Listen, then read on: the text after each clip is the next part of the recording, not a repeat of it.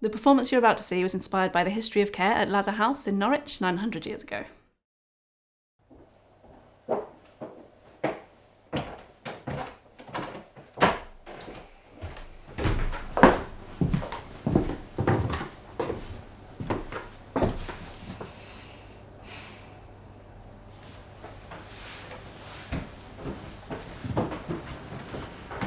Clean sheets for the new man. Good. He's arriving this afternoon. Mattress is still warm. Beds are there to be filled. Well, Mr. Kimball no longer has need of it.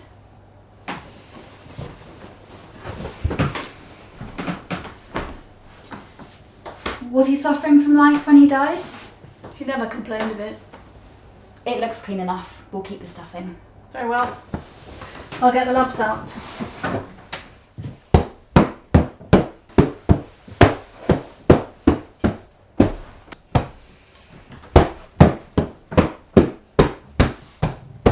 Is something the matter? Don't trouble yourself with me. I think that's probably sufficient.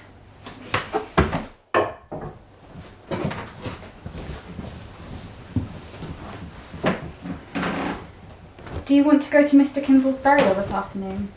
No, I've too much to do. I can welcome the new man, show him round Lazar House, welcome him. I don't mind. No, thank you. I just thought as you and he were friends. I was his nurse. The only time I've ever heard you laugh was when you were in his company. He was a funny man.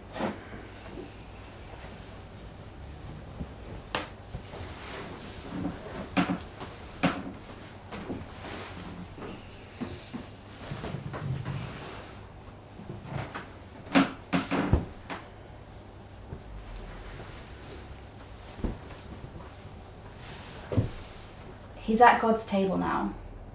His suffering is over. Isn't that reason for gladness? Of course it is. But I can't be glad he's dead. He just made the days go by so much more quickly. Is it necessary for days to pass by quickly? We're not all like you, Elizabeth. We don't all revel in working our hands to the bone. It's worthy work. We're lucky to have it.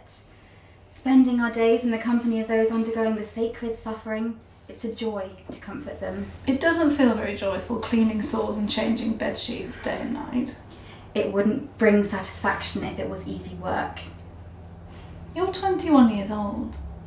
Don't you want more in life than this? I chose the active life, and I'm happy with my choice. Hospital life is all you've ever really known though, isn't it? From laundry girl to lay sister. You don't know what else lies out there in the world. I was unaware that you had ever left Norwich. I have never left Norwich, this is true. Oh, I don't know if it's worse to have lived a life outside this place and lost it, or to never have experienced it at all. Don't pity me. I am happy.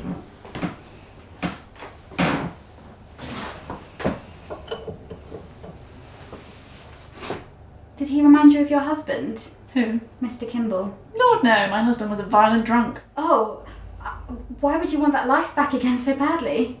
I miss it all, the good and the bad. Here every day is the same, nothing changes except the lepers' faces. It's worthy labour, Martha, and you would be good at it, were you so inclined. I wish I were a man, just for one day. It'd be nice to rest a while from wiping arses. The brothers work as hard as we do. We pray and sing. They care for the souls of the sick and we care for the bodies. I don't envy them. I wouldn't know how to care for someone's soul. Well, you do it every day with your kindness and your insufferable good spirits. I'm just tired, that's all. I promise to bring you chicken soup when you are sick and old yourself. Well, that's a comfort.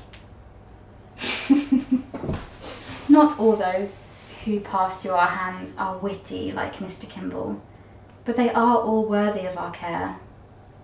How do you have room in your heart for all of them? Even the ones who are swearing and stinking and spreading the smell of rot throughout the hospital? They give me a clear and certain path in my life. I wish you could see the good in that.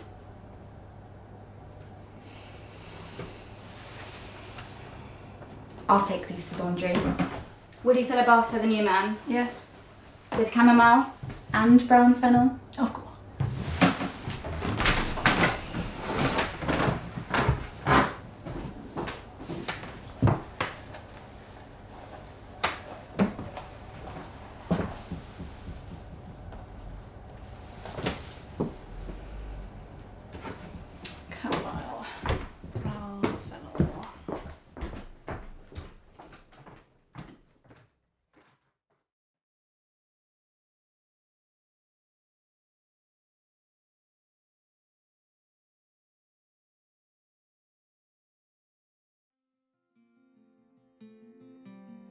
As part of my research for this project, I met with Professor Carole Rawcliffe, who is an expert in late medieval history and writes particularly about medieval hospitals and nursing and what it was like then and what it's like now. And this had particular relevance for me because I used to work in the NHS, and I started to think that would be a really interesting area to look at in terms of medieval history. Lazar House was mostly, I think, run by lay people, but lots of hospitals were run by religious orders. For some women, nursing was a spiritual calling, and for others it was necessity. One of the few ways a woman could support herself if she was widowed or single. But obviously it's a really challenging role. It was interesting to see the contrast between someone who was doing it because they had a real sense of purpose and commitment to the role, and someone who was doing it because they had no choice. And I wondered how that would affect how you experienced your job as a nurse back then and also today with the pandemic. I wonder if perhaps nurses did take on that burden of fear and concern for their own health when treating patients with an infectious illness with no PPE and very basic medical supplies. With bed making, certain things have, from my experience, have fed into it in certain ways. You can make a hospital bed up by yourself, but it's a lot quicker and easier to do it as a pair.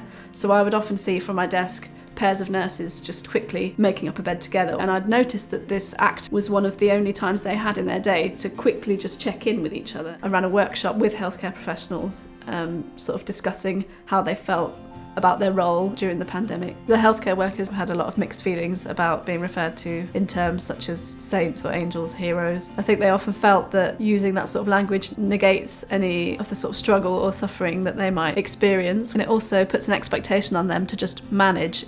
I also ran a drama workshop here at Lazar House for members of the Assist Trust, and some of that and the themes that came out of that workshop made it into the final piece in terms of how we lift each other up when someone is struggling, how we step in to help. A lot of the stuff we did in the workshop was very physical. There was a lot of paired improv and a lot of really great comedy that came out of that, but also the overriding feeling of just giving each other a bit of a hand up. And the Assist Trust is a progression service for adults with learning difficulties. We support adults from the age 18 plus to build confidence and kind of make progress and sort of develop their lives further. The workshop which Shey did was absolutely fantastic, and all the members and the staff involved spoke really highly about it. I hope after watching Bedmaking, audiences will take away from it a sense of the mammoth task that nurses and healthcare professionals faced then and now, and also how essential kindness and respect for your colleagues and your patients are to a functioning healthcare system at any time in history.